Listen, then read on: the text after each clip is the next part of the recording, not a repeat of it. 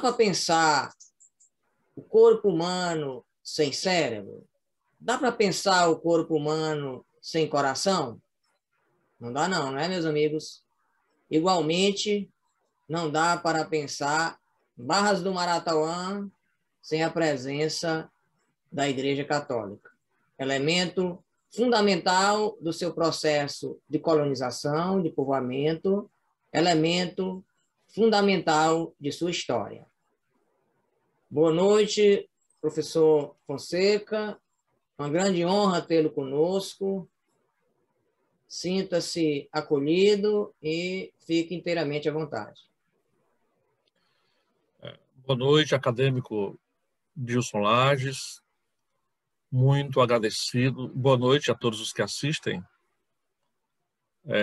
Nesse momento, esta janela informativa, estou muito sensibilizado e até vaidoso por ter sido contemplado com esse convite para partilhar esse momento que sei que é tão importante na constituição dos sentidos de nossa querida, né, cidade de Barras do Maratauã. Então, estou aqui para cumprir esse pedido que que o portal, que esse diálogo me permite partilhar, e para conversar sobre essa pista que você acaba de anunciar. Professor, o senhor fique à vontade para iniciar sua fala. Ok. Eu gostaria de, assim, uma espécie de epígrafe oral aqui dessa nossa conversa. Eu vou fazer lendo aqui na tela, boa parte dela, de dizer que os meus enleios com Barras, nos últimos tempos, muito mais intensos, né, pela convivência com o professor Dilson na Academia de Letras, já o conhecia antes, né, mas ainda mais depois que ele ingressa na academia há 5 ou 6 anos atrás. Sempre conversa, dificilmente eu encontro o professor Dilson o assunto para Barras não ter centralidade na conversa. Mas eu provocando, e sei que ele gosta também, né? Porque é atiçar amor, né? Quer dizer, a ardência no coração do amigo, o que eu acho muito bonito, essa atitude, né? Que faz essa militância recordativa, né? Essa militância do coração com relação, né, a fazê-lo bater mais forte quando se fala em Barras, nas Barras. Então, eu gostaria de dizer aqui, nessa epígrafe rapidinho, para me situar nesse processo com relação a Barras. Quando eu cheguei em Teresina, na noite do dia 16 de dezembro de 1969, fui morar numa casa alugada, na Rua Gabriel Ferreira, número 471, ali entre a Olavo Bilac e o Barrocão. E já naquela noite da minha chegada, em sendo apresentado para o dono da casa, que morava parede meia, tá? E que eu me transformava em inquilino, a primeira coisa que ele disse, 20 minutos depois que eu tinha chegado, né? Eu sou de Barras do Maratauã. Era um cidadão chamado Honório, que eu não sei o sobrenome, né? Já muito idoso, né? Faleceria logo depois. Tá? E foi logo dizendo, aqui em redor quase todo mundo é de Barras. Aquilo ali me chamou, eu não... jovem, com 17 anos, lá no Maranhão, de onde eu vinha, né? Não tinha ainda ouvido falar assim, mais curioso que eu fosse, né? Nessa cidade de Barras. Né? Não me era assim muito. Não via, porque eu era viciado de ler a Enciclopédia dos Brasileiros, né? Na agência do IBGE, ligada à minha casa, lá no Maranhão, Passagem Franca. Então aquilo me chamou a atenção. E aquilo ficou, Barras do Maratauã, né? Essa cidade, mais ou menos do norte do Piauí, que os visitantes falavam dia e noite nela. Esses vizinhos, melhor dizendo. Então, essa Essa lembrança eu gostaria aqui de consignar, né? Porque essas coisas vão constituindo na gente marcas de sentido, de alma, de memória. Vai ajudando a modelar uma memória, um referencial sobre o lugar. Pois bem, essa Barras eu sempre tive um certo interesse de estudar, de saber, né, a sua história, porque eu tenho muito interesse, medianamente, esse meu ofício de historiar, né? Agora a gente pode dizer de historiador, porque é a profissão, desde o ano passado, né? Com história da localidade. Eu tenho muito interesse disso, o Dilson sabe disso, eu tenho muito interesse pela história da localidade, né? Tá? E para alguns seria um gênero menor, para uns pedantes. Acho que não. O professor Odilon Nunes, que eu tive a oportunidade de conhecer pessoalmente, né? E que fez um livro sobre a cidade em que ele nasceu, em 1929. O pessoal dizendo isso. Mas Odilon, rapaz, professor, eu vou fazer um livro para com os meus estudantes aqui em Amarante estudarem com o livro que eu fiz. E fez isso, jovem ainda. Então, deu um exemplo. Então, eu sempre tive esse interesse e essas primeiras cidades piauienses, Barras é o 13º município, né, formalmente constituído na história do Piauí. Né? E não fez parte de um pacote de criação. Os 7 primeiros municípios, o primeiro município foi que é a Mocha, depois um pacote criou 6 em 1761, e depois outro pacote, 70 anos depois, criou mais 5 em 1832. Né? E Barras, logo em seguida, 9 anos depois, é criado como uma iniciativa meio solteira. Né? É uma lei só dela, só de Barras, que é o 13º. Tá? Então, essa minha palestra, eu vou orientar pouco para esse título, né? Pensando um pouco alguns elementos da história de Barras, ligado à esfera da eclesialidade, e você vai já saber por quê, que essa assim, minha preferência e tal, a gente acaba querendo falar um pouco mais, né, sobre uma coisa que a gente tem um pouco mais de domínio, né, e é uma coisa que entra, que se entranha na gente, no interesse da gente, por razões que se acercam da gente, que tomam de conta da gente, e vocês vão já, os amigos saberão já por quê essa preferência, né, e tal. Além disso que eu acabo de aqui colocar, né. A hoje cidade de Barras, que nunca deveriam ter suprimido do topônimo a partícula do Maratauã, inscreve uma história sobre a qual há muito registro documental e farto inventário memorial, como que inesgotável. Com certeza, tem um lastro de escrituras, esse lugar, tem um lastro de escrituras muito calibrado, farto, comparando-se com as cidades irmãs do Piauí. Por que esse destaque? Barras é terra de gente que se fez ilustrada e se faz, lustrando a gleba, pondo sob a luz dos escaninhos do tempo real de suas vidas, com o cuidado de abrir os fardos e pagos do viver na localidade. Assim, espanando o esquecimento que ronda o caminhar dos povos, quando longo na história se configura o percurso. Um risco no chão e uma clareira na noite, tá? No mundo que nos é contemporâneo, um risco no chão e uma clareira na noite. No mundo que nos é contemporâneo, Barras tem no comum da aldeia terra essa marca fundadora da obra física que é. E tem a singularidade absoluta de ser do Maratauã, filha do rio Maratauã. Basta afirmar isso para firmar um ponto de apoio para usos, amores e apegos das dilatadas jornadas de seu labor. Nessas jornadas, as gerações deixam a face do sítio enrugadas pela pátina de sua inquietude e identificam os numes de sua história.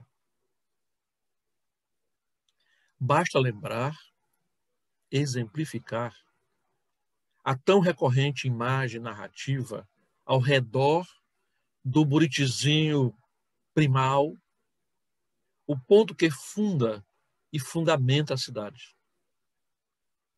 Todas as crônicas que li sempre sobre Barras têm uma referência a esse fundamento histórico, grandioso, o Buritizinho. Aliás, que é o nome lá no outro lugar, no outra, tá? É o nome do lugar em que nasceu minha mãe. Era um lugar chamado também Buritizinho. E o meu pai nasceu num lugar também chamado Buriti, Buriti Largo, também lá no sertão do Maranhão. Então, Buritizinho é uma coisa assim muito forte.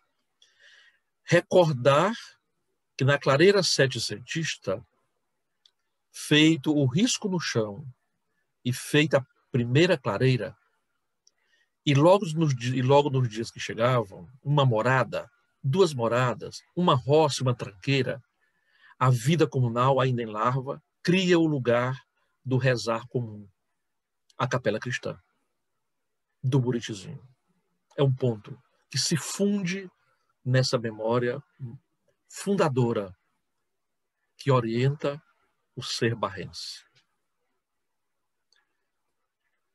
Ainda que a força fundadora de maior cogência do sítio maratauano seja o criatório, o cultivar a terra e o cultuar a Deus, né? Ainda que a força fundadora de maior cogência do sítio maratauano seja o criatório, né? O cultivar a terra e o cultuar a Deus são forças que coesionam o estabelecer uma vida social ali. Nesse sentido, se embasa toda a empresa colonizadora e no Buritizinho das Barras dos Sertões do Piauí, ela se manifesta na mística sagrante de Maria de Nazaré, secularmente invocada em Portugal como a Senhora da Conceição, na linguagem comum do povo fiel, Nossa Senhora da Conceição. Esse sítio de 3 séculos, pelo que está assentado, e é uma verdade, esse sítio é possível que não seja a primeira forma de vida humana com algum nível de organização, ainda que muito primário, que aquele vale do Maratauã conheceu. Porque nós sabemos, não podemos deixar de sempre, né, referir a isso, a Buritizinho, filha da colonialidade, né, ela substitui formas de viver de uma outra humanidade que foi subsumida nessa que viria muitas vezes e sempre pelo traço, pela força aniquiladora, às vezes resultante até na elisão humana, né, de uma parcela da humanidade. Eu estou me referindo aos longazes, os velhos habitantes. Esse risco no chão e clareira na noite a que me referi, aqui inspirado numa figura, num intelectual grandioso do nosso país, o Antônio Risério, né? Ela está estabelecida nos marcos da latinidade, sobretudo. Tá?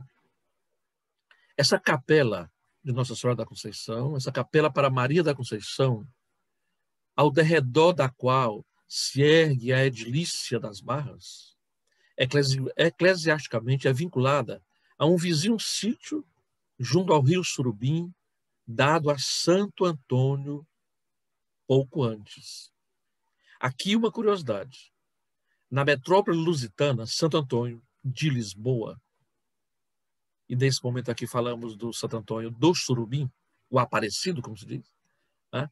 É o comandante de um exército, cuja padroeira é a Senhora da Conceição. Vejam como é que lá nas franjas possíveis, né, lá no lugar daquela autoridade, daquela alteridade em que está se constituindo uma nova latinidade, uma latinidade dilatada, quer dizer, um Santo Antônio, um lugar do padroeiro Santo Antônio, está criando ali perto, na sua vizinhança, né, a capelania, o lugar de devoção da Senhora da Conceição. Ora, Santo Antônio é, pelo menos até bem pouco tempo, o comandante do exército português. Não sei se os queridos assistentes nesse momento sabem ou já ouviram falar, mas isso é uma instituição portuguesa. Santo Antônio, que é português, né?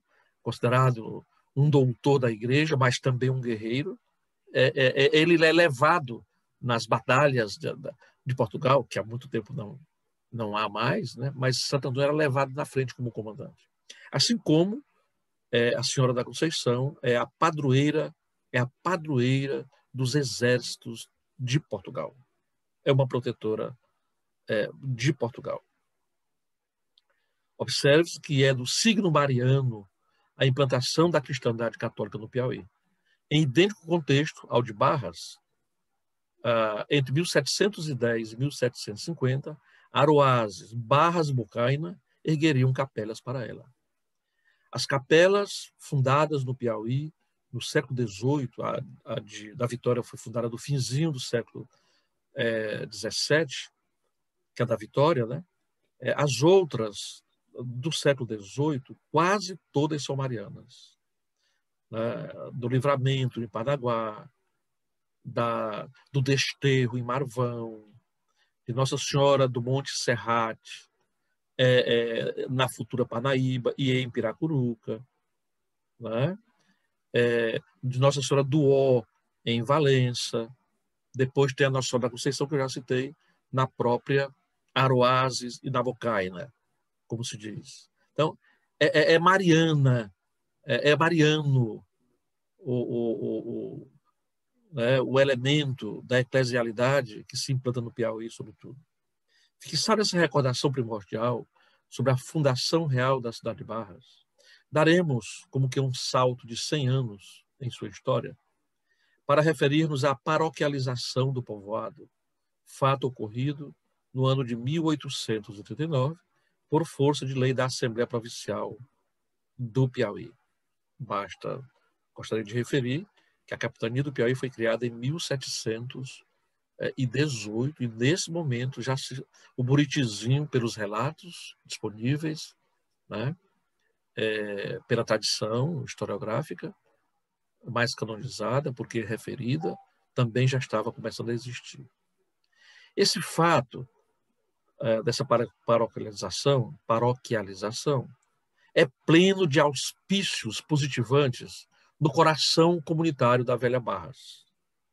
A paróquia de Nossa Senhora da Conceição, separada da paróquia de Santo Antônio do Surubim e Aparecido, constituía um marco de afirmação cívica do lugar, de história já secular, repita-se, né? Fato que se dá associado a outro muito significativo, enredado na elevação da Póvoa à sede de uma municipalidade em 1841.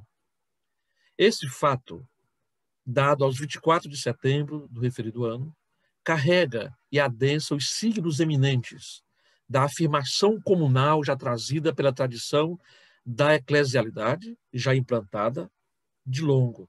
Agora Barras é uma vila, no processo da latinidade dilatada pela província lusitana, é a polis em flor. Vila é a polis em flor. Ativitas, outonal. A cidade, enfim, nas consumações dos séculos que nos alcançam. Vila é cidade. O Ocidente, a medievalidade é que estabeleceu, ou, sobretudo, a criação da separação de vida urbana com vida rural, é que deslocou a acepção de vila e de cidade, mas a Europa conservou. Né? Só para lembrar, o nome da organização municipal de Paris é Ville, Prefeitura da Ville de Paris. Então, eles nunca abriram mão da expressão ville, porque ville, do velho latim, da sua formação latina, vila é cidade. Para nós foi adquirindo, né, alguma distinção. Então, ao tornar-se sede de um município ou ao tornar-se vila cujo termo dessa vila era uma territorialização, né, no nível, pelas leis velhas, portuguesas, e pelas leis do Império do Brasil, herdadas de Portugal, essa vila é a sede e o seu termo é o que se chama sempre de município. De novo, é a Roma, a forma de organização romana se dando e se alastrando, né, repontando, né, 2000 anos depois quase, aqui nos nossos territórios. Tá? Isso nós estamos chamando de a polis florescente ou reflorescente. E a paróquia, idem. Né? De 1839 a 1842, Barras realizou, isto é, alcançou sua autonomia no plano da organização social e política maior, vinculada à Igreja de Roma e ao Império do Brasil.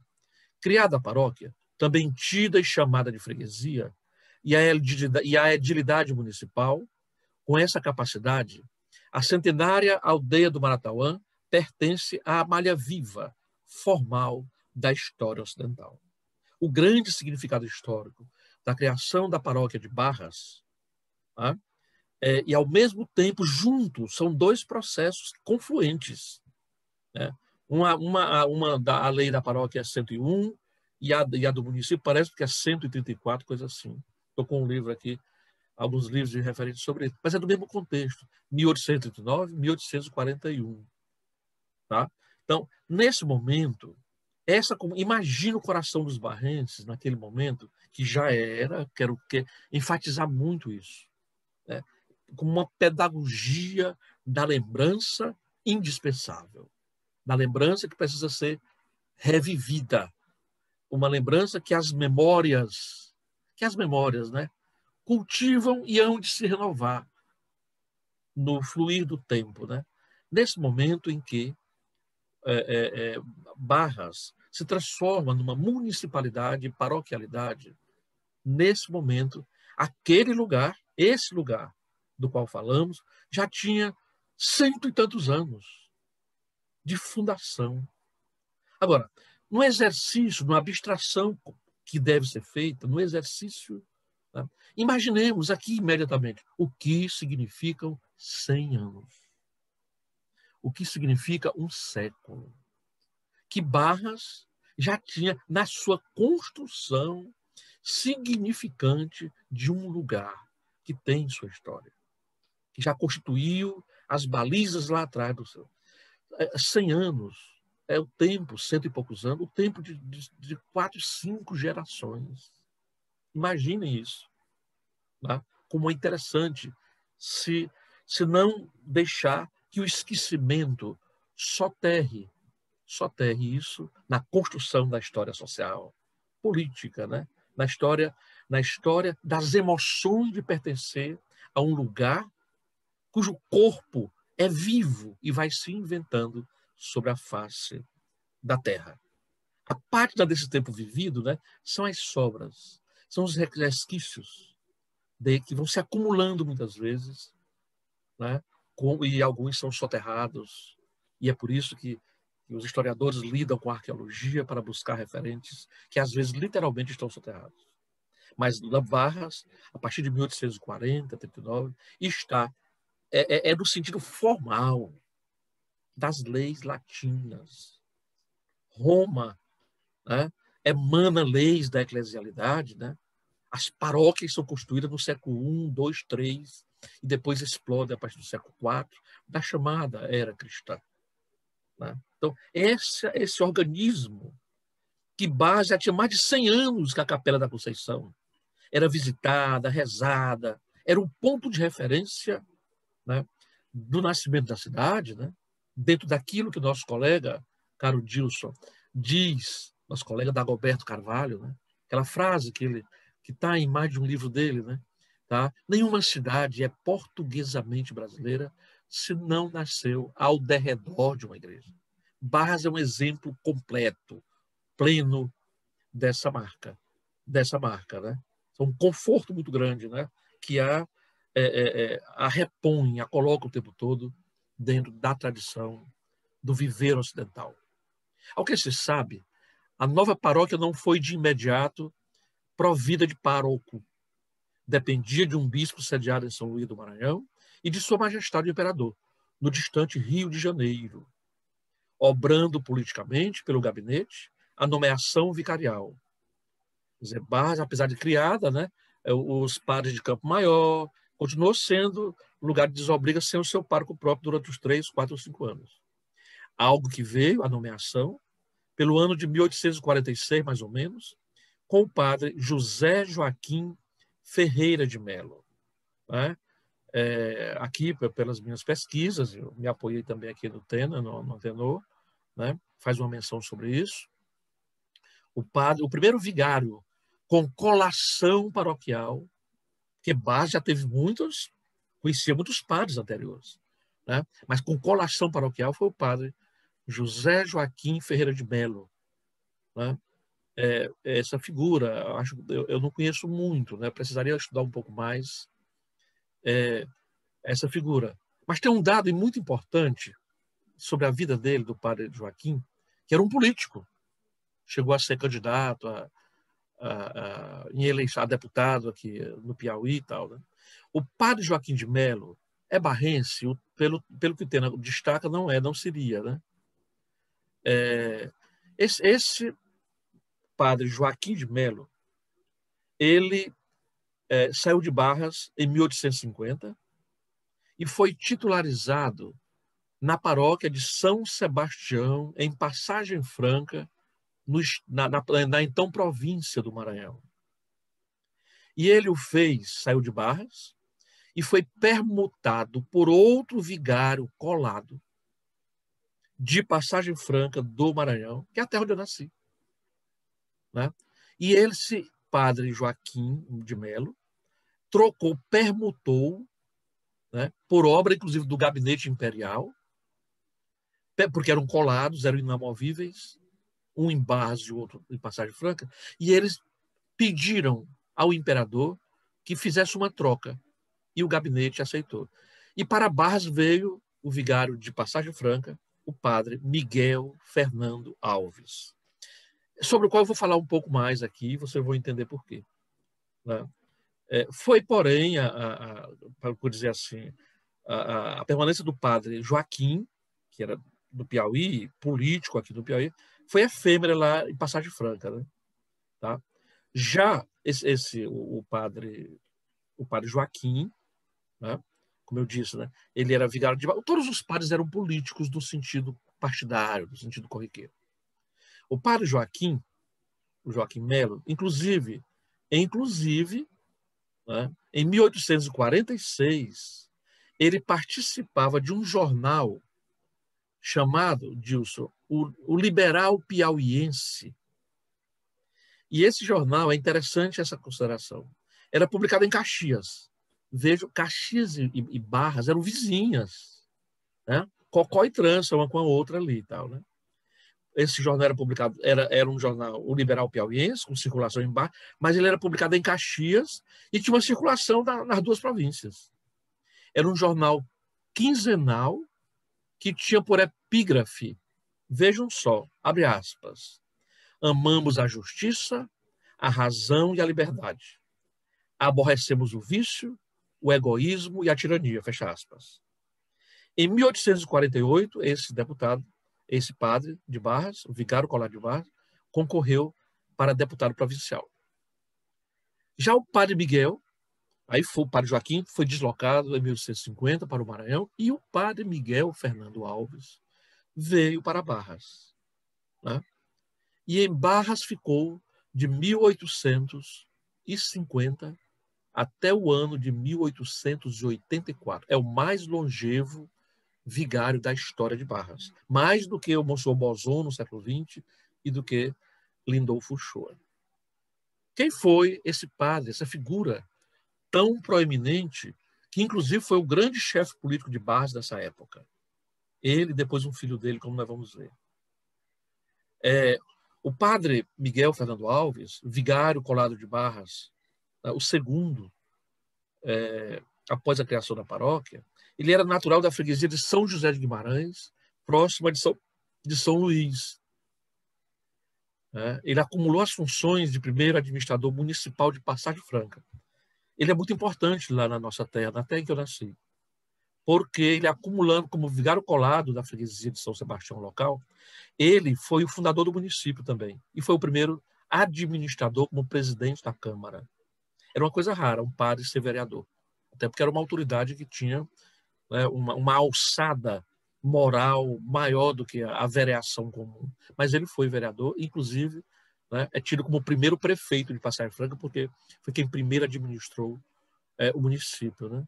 Que instalou, ele presidiu a instalação do nosso município no ano de 1841, na qualidade de presidente da Câmara Municipal, né, da Vila de São Sebastião da Passagem Franca. Né? Ano depois, em 1847, ele voltou a ser presidente da Câmara. Né? Ele era o chefe político maior daquele município quando, por exemplo, né, do acontecimento da Revolução Balaense. Eu não consegui alcançar ainda de maneira mais plena, precisaria estudar mais, do papel dele embaixo, se ele era mais próximo dos liberais ou conservadores. Aparentemente, era mais próximo dos conservadores. Tá? Ele foi, o Padre Miguel, já em Barras, ele alcança, né, o título de Cavaleiro da Ordem de Cristo. Ele era um homem conhecido na cabeça do Império. Cavaleiro, aliás, da Ordem de Cristo, não, da Ordem da Rosa. Da Ordem da Rosa. Né? É muito laborioso. Muito laborioso. Né? Eu, particularmente, tenho aqui nas minhas anotações, pesquisando nos arquivos paroquiais antes dele se deslocar para Barras. Ele passou lá 13 anos. Ele só foi vigário de 2 paróquias. 13 anos na paróquia da Passagem Franca e depois, né, 34 anos na paróquia de Barras. Né? Ele fez 359 casamentos, milhares de batizados. Uma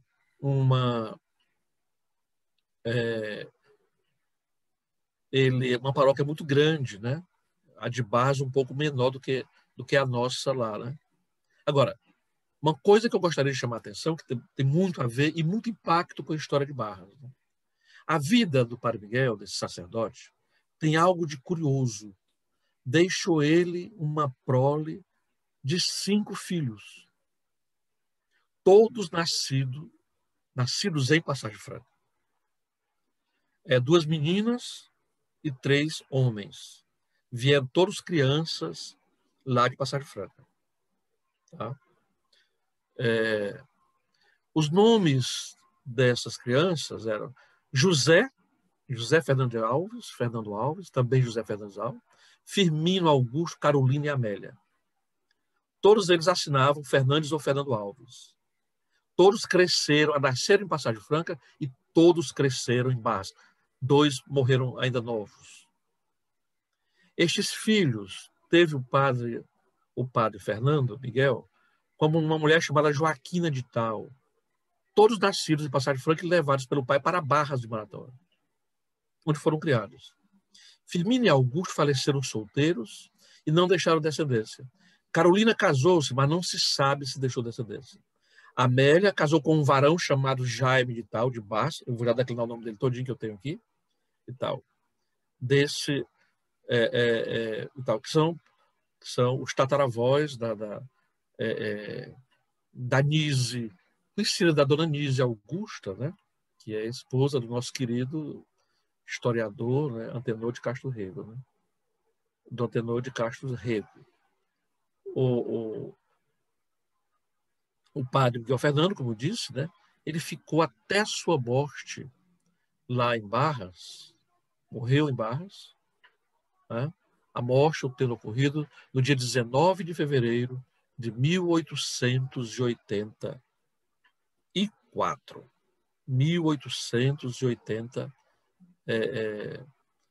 1884. Tá? A Amélia, a filha dele, uma das filhas dele, essa que não chegou a sair de Barras, né? Ela, aliás, eu vou mostrar aqui o retrato dela, uma pintura, né, da filha do padre, Amélia, né, que é a tetravó de muitos barrenses. De muitos barrenses. Tá? A Amélia, né, tetravó, como disse, da nossa amiga Nise, do Antenor de Castro Rego. Né? A Amélia casou-se em Barras com Francisco Teodomiro de Carvalho e tiveram um único filho, chamado Jaime Teodomiro de Carvalho, que, por sua vez, casou-se com Nise Machado Castro, em 1889, da Vila de Batalha, vizinha a Barras, e tiveram 3 filhos, entre eles Josefina de Castro Carvalho, que se casou com José dos Santos Fernandes, que são os pais de Nise Augusta Fernandes Rego, hoje moradora de Teresina, como eu disse, né? Ela é tetraneta do padre Miguel. Em Timon, aí sim, aí já é um testemunho meu, na cidade de Timon, residiu até um ano atrás, quando faleceu, uma bisneta do padre Miguel, uma barrense, com 95 anos de idade, de nome Teresa Viana, de Castro Viana, mãe do professor universitário da UF Melquisedeque de Castro Viana. Na memória familiar dos descendentes do primeiro vigário e administrador passagense, né, tá, cultiva-se a tradição de que ele veio de Passagem Franca para Barras, trazendo a sua família de sangue, Joaquina e os filhos, inclusive uma delas, né, a Amélia, provavelmente, na lua da cela. Passagem Franca, eu era criança, eu escutava que o primeiro padre da cidade, do lugar, tinha ido embora, que o pessoal não sabia direito para onde era, né? Hoje nós sabemos, pelas pesquisas, né? Tinha saído ele com a família, né? Aquilo era uma admiração, ficou na memória popular, né? Esse padre saindo nos cavalos e burros, indo embora da paróquia com os filhos, né? E a mulher dele. Tá? Uma coisa que, de certo modo, naquele tempo, não era tão estranho assim, o padre, né, ter descendência. Né? O José Fernandes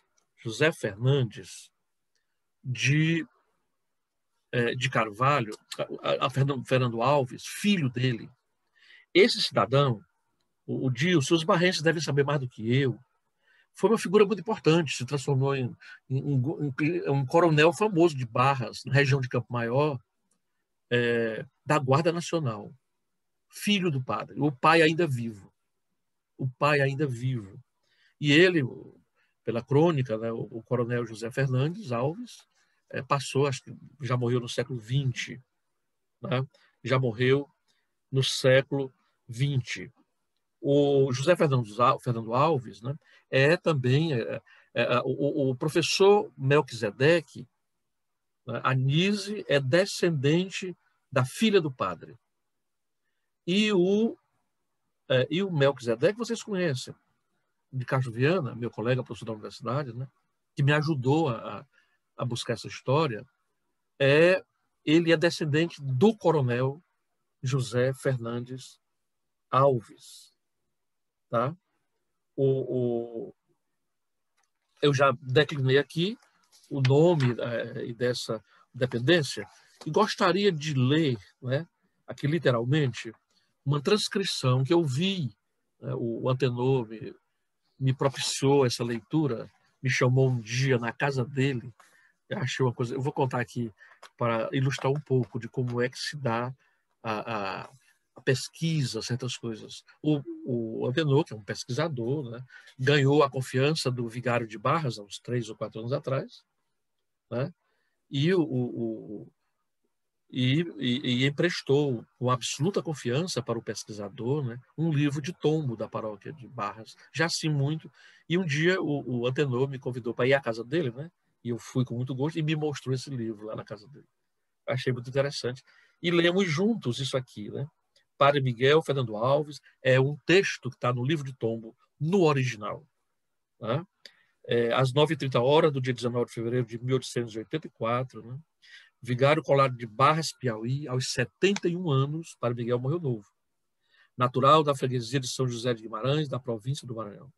sepultado no dia seguinte, né, isto é, no dia 20 de fevereiro, né, às 5 horas da tarde, na capela do cemitério desta paróquia de Nossa Senhora da Conceição, ao lado do Evangelho, para constar, fiz estes termos, né, o vigário da freguesia de São Gonçalo da Batalha, que já era freguesia autônoma em 1884. Né? O padre João Guilhermino deu a extrema-unção, foi quem fez esta anotação, certamente, né? No dia das exéquias do padre Miguel Fernando Alves. Melquisedeque me deu, e eu vou aproveitar aqui a oportunidade de exibir como prova do que eu estou falando, né? Esse padre dessa geração de barrenses, um neto dele, filho do José Fernando Alves, do Coronel Fernando, né? Se formou em medicina. E ele tinha o mesmo nome do pai padre, do avô padre, Miguel Fernando Alves.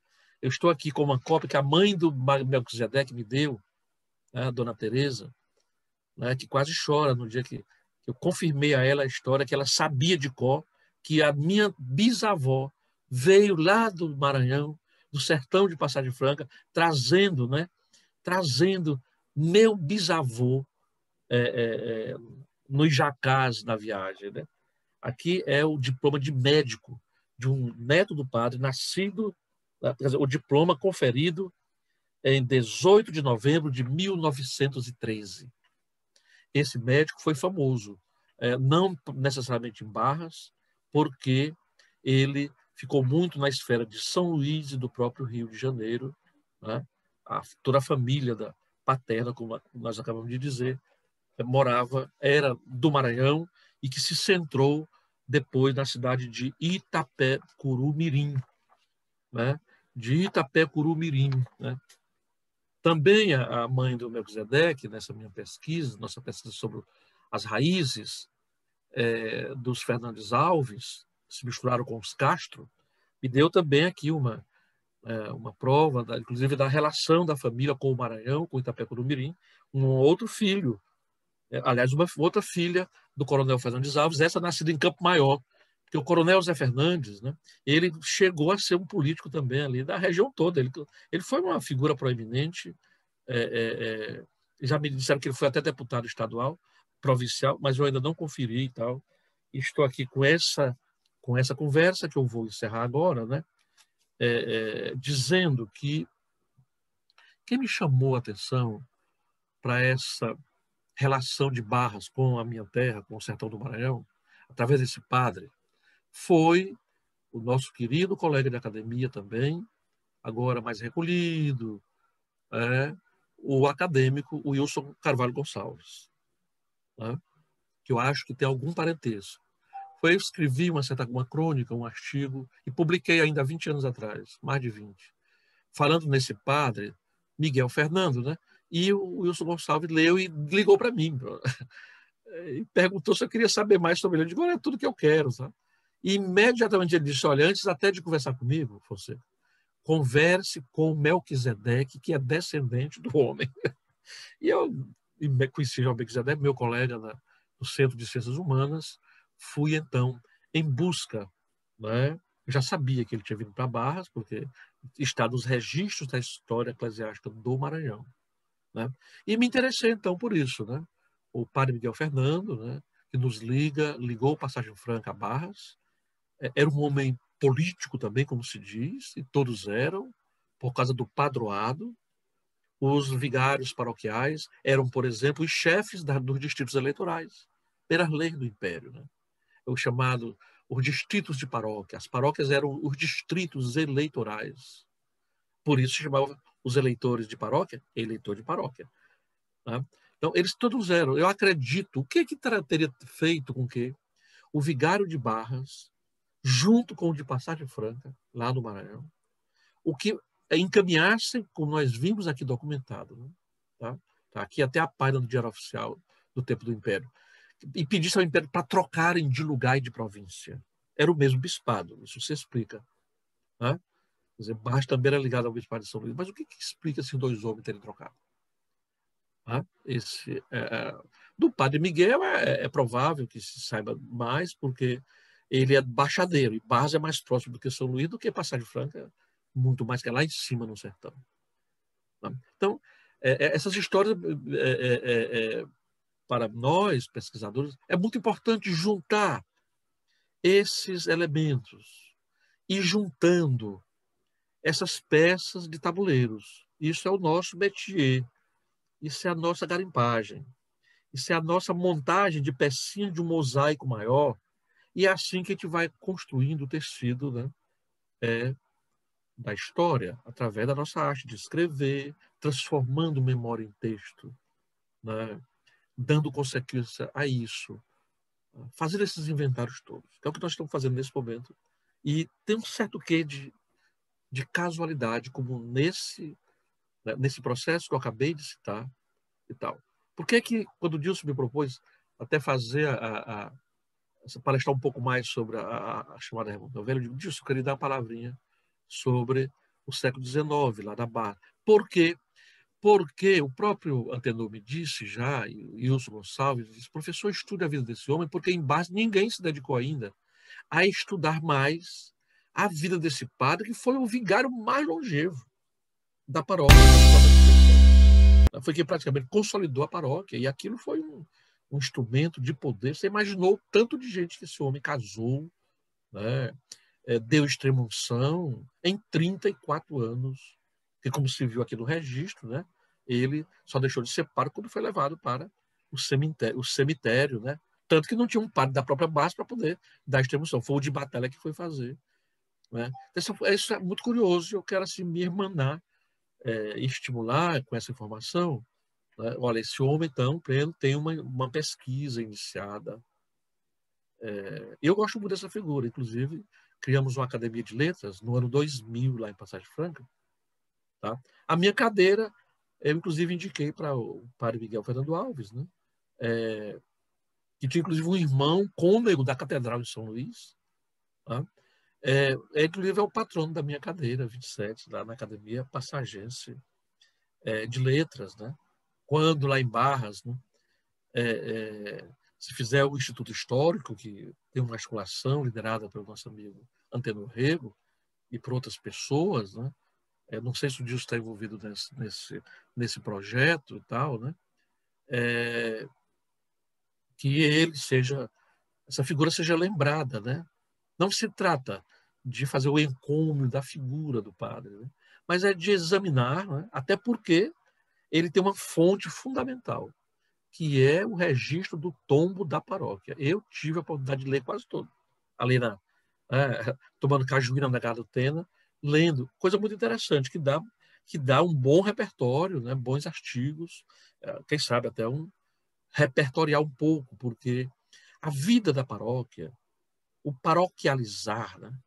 A paróquia significa o povo comendo junto, comungando junto, como é a linguagem das liturgias, o povo comungando junto. Paróquia significa isso desde o Império Romano. E a igreja se apossou dessa expressão.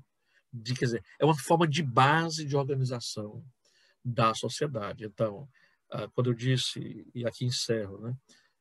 Quando eu lembrei que a criação da municipalidade e da paroquialidade, praticamente num pacote só, num tempo só, uma vontade política única, e já que quem criava a paróquia era o poder civil, era a Assembleia, por causa do padroado, esse fato é muito significante, né, para projetar a Barras, né, do Maratauã. Tomara, Dilson, vamos lutar para voltar esse complemento bonito, né?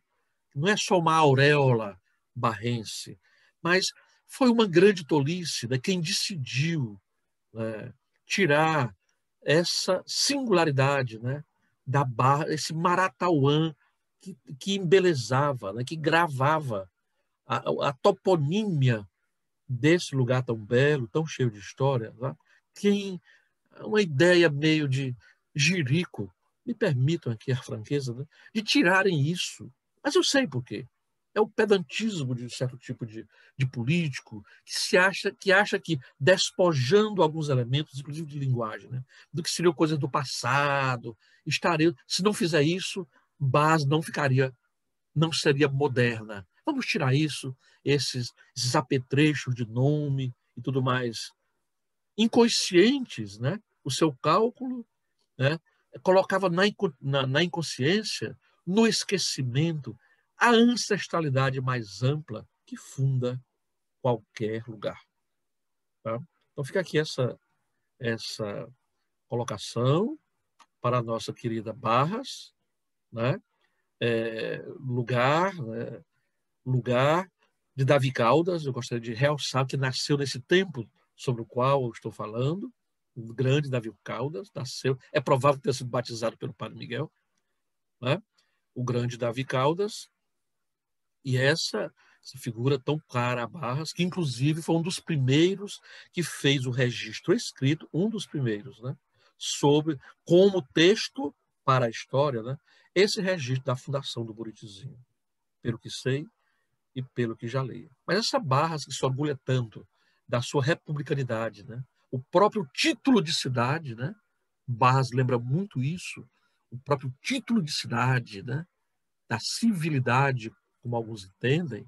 Tá? Eu entendo que é a vila lá, mas muitos entendem, outros que é filho, inclusive, do projeto republicano, ainda em brotação ali entre 89 e 90. Então, quero agradecer a todos vocês pela atenção, também me estendendo um pouco mais. E fica aqui, é uma contribuição, é um conjunto de provocações, e é assim que a gente vai dizendo, narrando a história, é assim que a gente vai, né, narrando a história, que a gente vai escrevendo, que a gente vai conversando, que a gente vai aprendendo, né, a, inclusive, uma coisa fundamental, a ser cidadãos. Tá? Salve, né?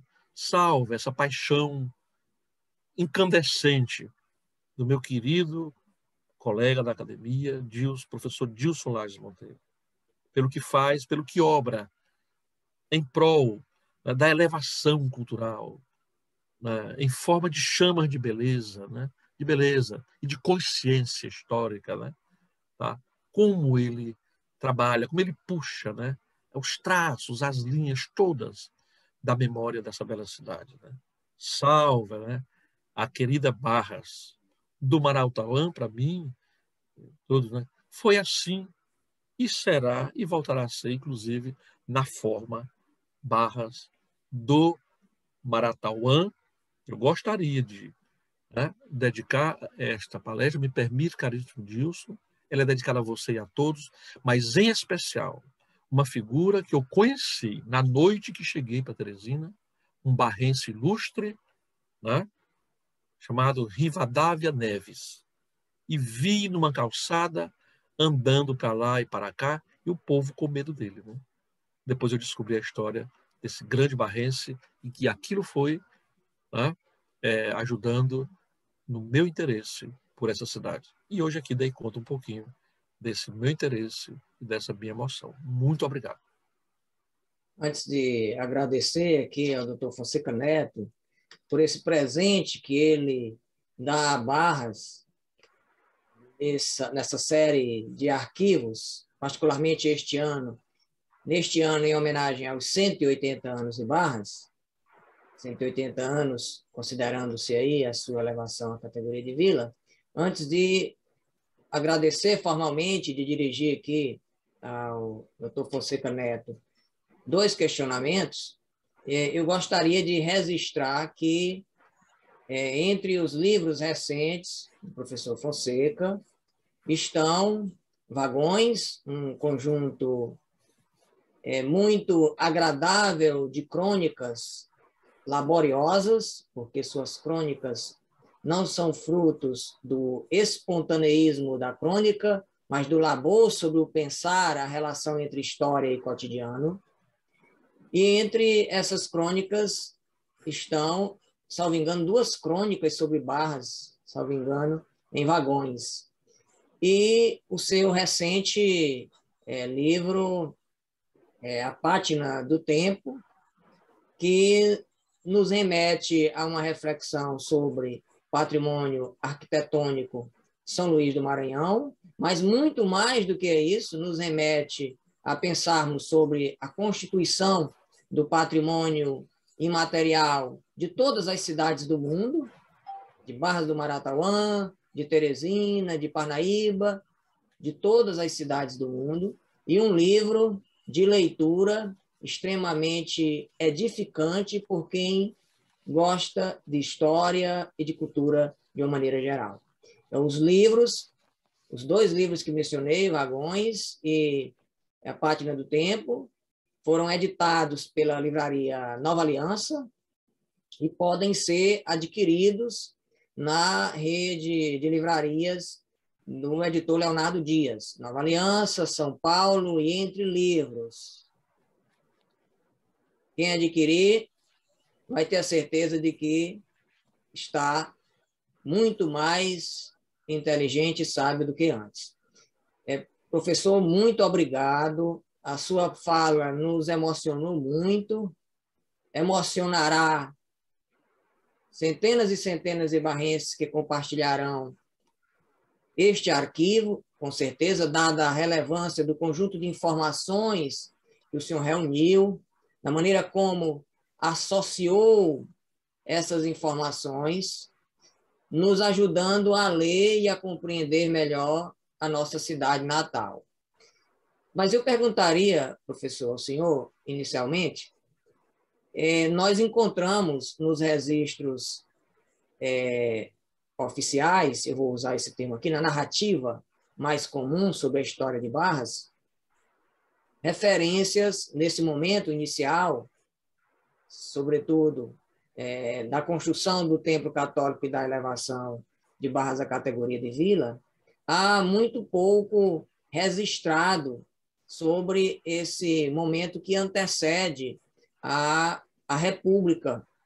Há muito pouco registrado da história oficial, e os registros que nós temos, embora nós tenhamos aí fartos elementos aí nos arquivos do século XIX, que fornecem aí subsídios para se registrar muito sobre Barras, inclusive sobre o cotidiano de Barras, eu digo da antiga Barras, mas há muito pouco escrito sobre esse momento, sobre o século XIX particularmente. E, geralmente, os registros focalizam a constituição de uma autonomia administrativa e, principalmente, a construção do templo e a figura de José Carvalho de Almeida e as relações de poder de um dado grupo. A igreja professor, um elemento determinante do poder constituído no século XIX em Barras. Como é que se faz refletir sobre o cotidiano da cidade de Barras na segunda metade do século XIX? Sim, caríssimo professor Gilson, a igreja é esse elemento articulador principal da vida local.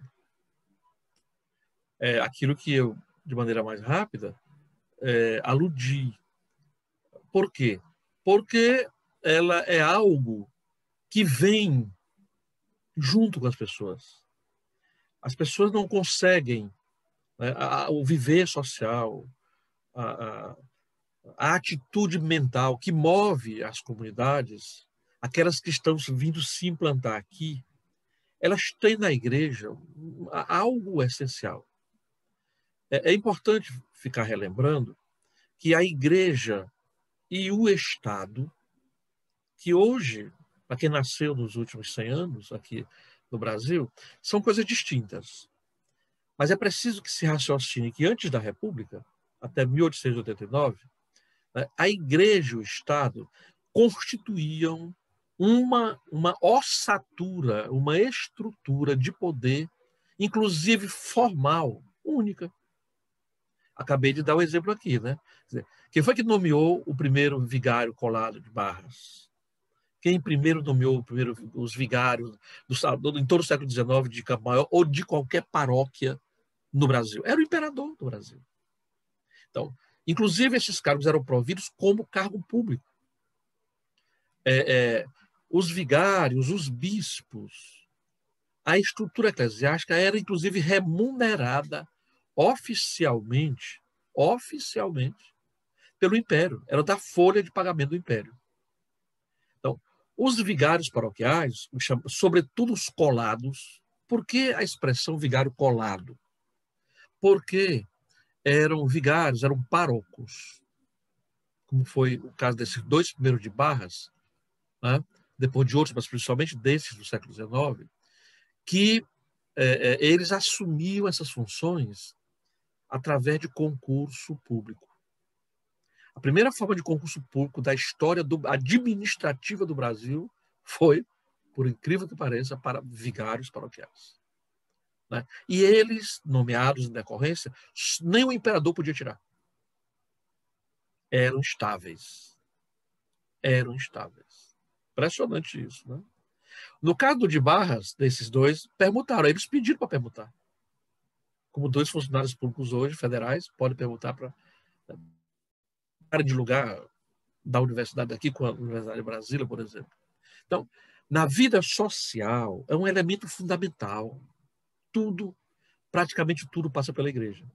Para você ter uma ideia, por que os chefes, os coronéis, os donos das terras, né, inclusive, mantinham uma capela. Logo, junto com o nascimento, quando se construiu uma fazenda nova, uma tranqueira, um curral novo, já iam construir a capela ali do lado. Para quê? Para que isso? Inclusive por razões concretas.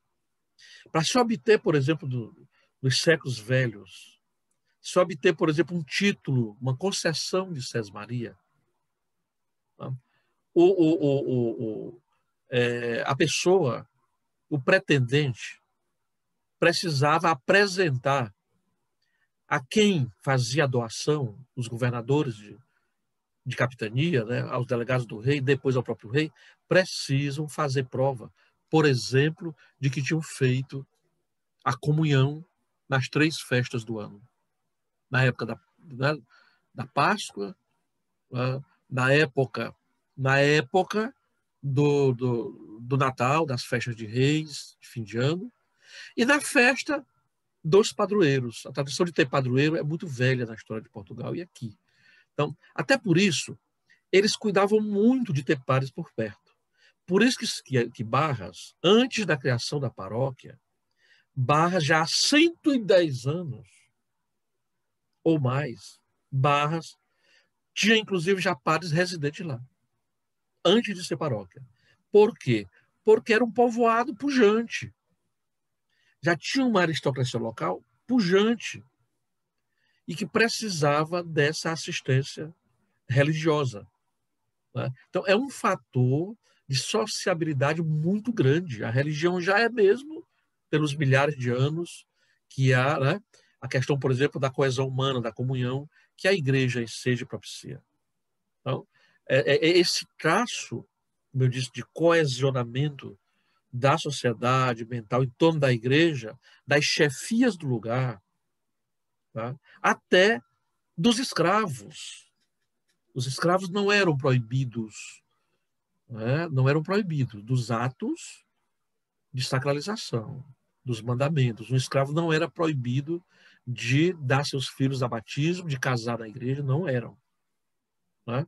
De comungar, às vezes as capelas tinham um lugar próprio para eles ficarem para não se misturarem, mas não eram privados do ato em si sacramental. Então, é um fator, sim, fortíssimo. Né? Por isso que eu fiquei colocando aqui, olha, esses 100 anos antes da paróquia, a paróquia já é a culminância, né, de um século e tanto, de 4 ou 5 gerações, do meu bisavô barrense, o meu tataravô barrense, já pensou nisso e não viu.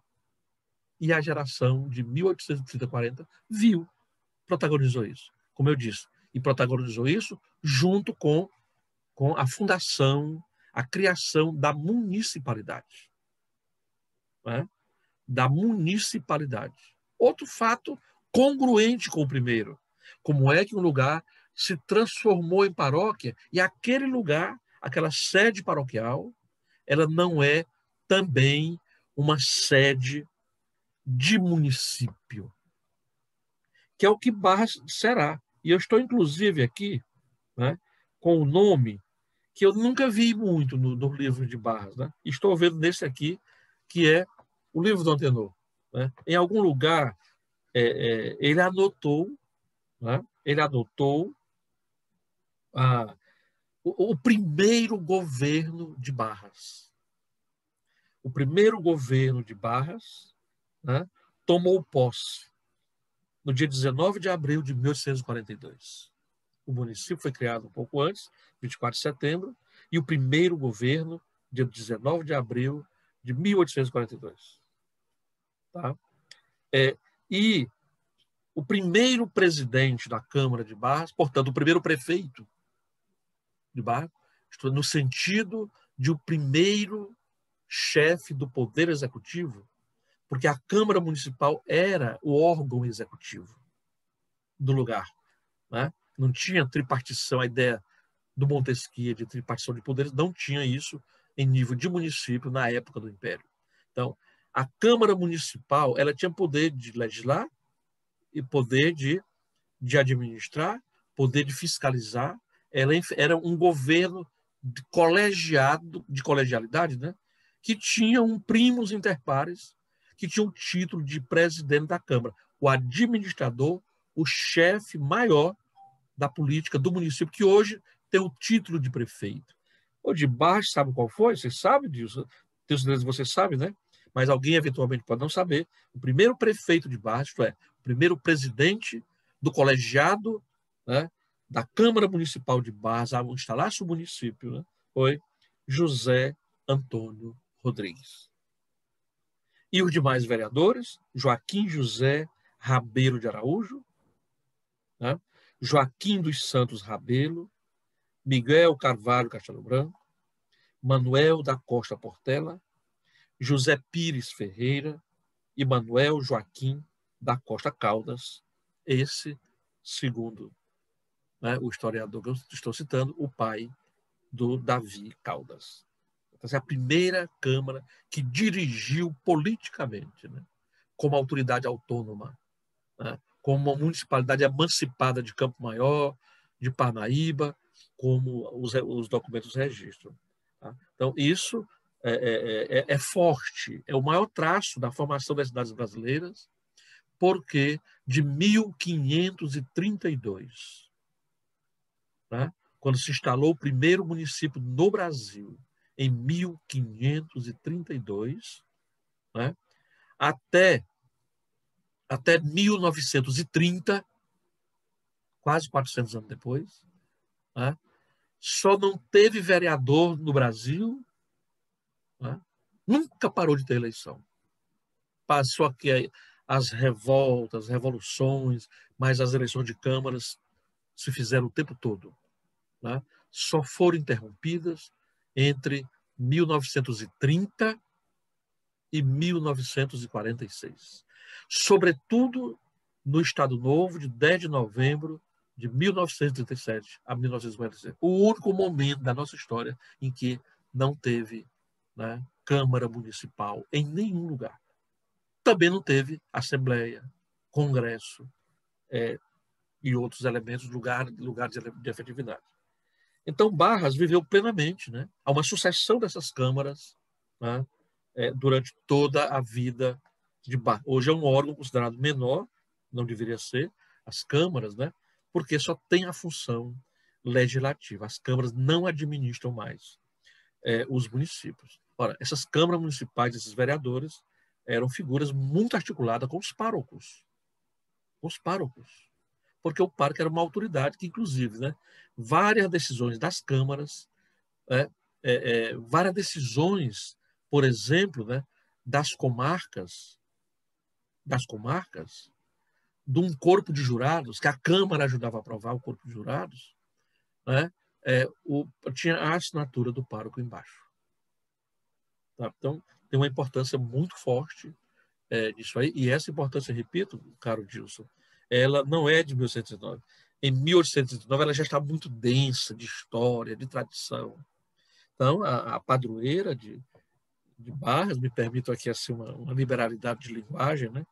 É uma chefa muitíssimo poderosa, a nossa querida e excelsa padroeira, como diz os livros velhos, né?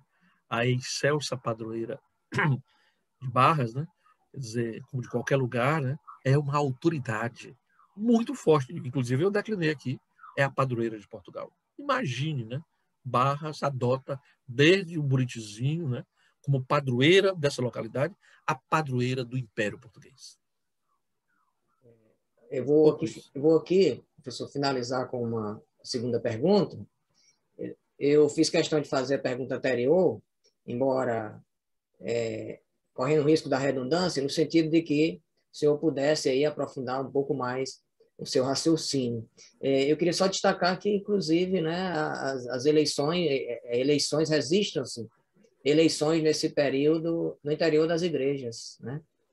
E Sim. há um documento muito conhecido aí em jornais do século XIX, dando conta de denúncias de fraude em eleições, uma disputa política com denúncias de fraudes em Barras, tem reproduzido aí num jornal, e a réplica no outro jornal, inclusive denúncia contra o coronel José Antônio Rodrigues, né? É um texto muito longo, de uma lauda e meia, tá, num desses jornais da época, né? Mas o segundo ponto que eu queria destacar, professor, o nome de Fernando Alves não apareceu tanto, não foi devidamente ainda, até então, não houve grande publicização de seu nome como elemento decisivo da história cotidiana de Barras. Eu pergunto ao senhor se isso se dá por um interesse, o senhor interpreta isso como um interesse de silenciamento em torno de seu nome, de silenciamento imposto por grupos dominantes em favor de um outro nome ou de uma outra narrativa? Seria um silenciamento ou simplesmente ele passou ao largo aí das narrativas até então? É muito relevante, interessante, caro Dilson, professor Dilson, essa sua indagação, né? Certamente não é um cancelamento sobre a pessoa do padre Miguel Fernando. O José Fernando era o pai dele, filho dele, do padre, a história dele, né? A República, quando ela é imposta entre nós, né? A República, você sabe que ela se implanta, sobretudo no Piauí, num contexto de um embate muito grande contra o clero, né? Contra a igreja. Tá? A igreja, eram poucos padres republicanos, quase não tinha. Tinha, mas não eram poucos. Tá? A maioria dos padres, dos párocos, muito próximo do povo, lá do tempo do Império, com a proclamação da República, a separação da Igreja da República, os republicanos, como Davi Caldas, por exemplo, tá, se afastaram dessa história. Então, nesse sentido, é um cancelamento. Não é contra o padre Miguel, tá, mas isso se dá de uma maneira geral. Quer dizer, a força da Igreja é barrada, ela é negada, em função de um engrandecimento da ideia da novidade republicana. Né? Que, repito, entre nós tem uma força anticlerical muito grande. Aqui em Teresina, o prócer da eclesialidade, né, que inclusive ajudou, foi decisivo tá, para fundar a cidade de Teresina e trazer a capital para cá, um padre chamado Mamed de Lima, ocorre a mesma coisa que os republicanos barrenses fizeram esquecer, olvidar. Né? Tá? Não negam, mas olvidam. Não vamos mexer com isso, não. Né? Eu inclusive, estou vivendo e cada vez mais tenho clareza disso, estudando a própria igreja desse tempo, né? Escrevendo uma pesquisa sobre o Bispado do Piauí e, digamos, escarafunchando com essas origens, né? Eu posso afirmar isso, né? Então, os republicanos tentam reescrever a história do Piauí. É como se não tivesse existido. Então, é isso que acontece com o Padre Miguel, né? Acontece também no Maranhão, no Nordeste, e outros porque eles atribuem que a igreja era, digamos assim, irmã de uma ordem velha, ultrapassada, que estaria fora da modernidade. Imagine que esse grande Davi Caldas, ao falecer aqui em Teresina, bem antes, inclusive, da proclamação da República, que ele fora um pró-homem no Piauí, todo mundo sabe disso, um publicista lúcido, inclusive. Esse homem morreu aqui em Teresina e, não, e a igreja não deixou, impediu que ele fosse sepultado dentro do cemitério oficial da cidade, né, que era o cemitério de São José. E o Davi Caldas foi enterrado fora dos muros, digamos assim, fora do cemitério, 50 metros, onde hoje é a Praça Firmina Sobreira, na frente do Instituto de Educação. Ali assim. Tanto que, ao se proclamar a República, no final do ano de 1889, né, logo depois, inclusive como um ato, uma espécie de desagravo, né, maçons e outras figuras foram desenterrar, que acabou que separou a Igreja do Estado, o famoso decreto do Rui Barbosa, que quando separou, os republicanos, né, mais, não é isso, mais intensos, desenterraram, né, desenterraram o corpo do Davi Caldas e, num ato, né, abriram uma cova e o sepultaram novamente dentro do cemitério de São José, em que está até hoje, num ato de desagravo político da própria história. Então, esses republicanos, no caso do Piauí, por exemplo, a história do Piauí, em grande parte, o cânone conhecido nesses 100 anos, tentou muito negar a história dos padres na história do Piauí desde o começo. Oeiras é a mesma coisa. Né? Quer dizer, se tentou apagar os padres velhos. Imagine se o Piauí não fosse, né, no meu conceito e de várias pessoas que estudam esse tema, né, não, se o Piauí não fosse, inclusive os limites formais, né, a paróquia, os limites da paróquia de Nossa Senhora da Vitória, lá nas origens, faltando 3 anos para a chegada do século XVIII. Então, tem esse quê. Mas, como do espírito da sua pergunta, não teria sido alguma coisa de Barras, né, que fez com que esse homem fosse esquecido, etc, etc. Tá? Foi uma questão mais geral de uma atitude, de um sentido de história, né, que vai se canonizando muito mais pelo, né, pelo espírito, né, pelo labor de intelectuais. Aliás, nós dois, e o Wilson Gonçalves, somos da Academia de Letras, uma instituição fundada pelos historiadores que instauraram, que consagraram esse cânone, né, em grande parte anticlerical. O primeiro padre que entrou na Academia Piauiense de Letras, como membro dela, né, só o fez, aliás, da minha cadeira, número 1 da academia, né, porque em vida se fizera um amigo do fundador e presidente da academia, foi o Clodoaldo Freitas. Né, tá? E tem 1 ou 2 padres que foram muito importantes.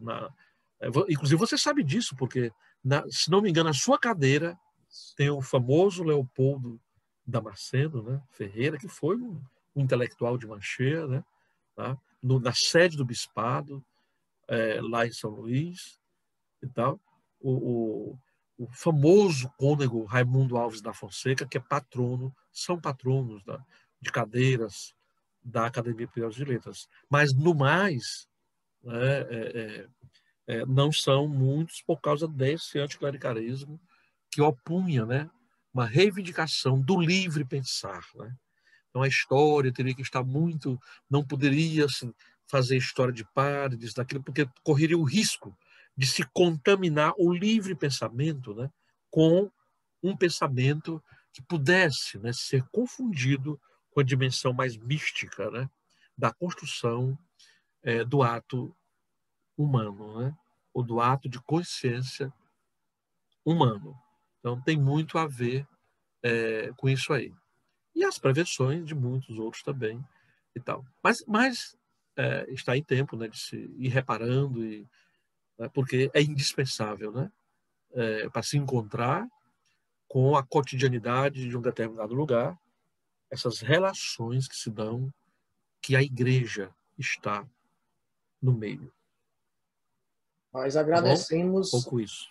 nós agradecemos a ilustre presença nesta noite de hoje, na série Tributo à Cidade Natal, do Dr. Antônio Fonseca Neto, professor da Universidade Federal do Piauí, historiador, membro da Academia Piauiense de Letras. Muito obrigado, professor, com sua ilustre e distinta contribuição para a série. Eu que estou gratificado e agradeço a você, ao espaço que você seja, a Barras pela atenção. Sei que estou falando para gente culta, né?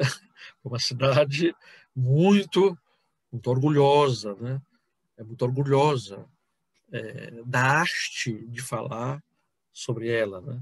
Então, eu estou aqui me metendo no meio, mas isso para mim me dá uma emoção diferente. Muito obrigado pela atenção de todos vocês. Salve Barras. Salve, Barras.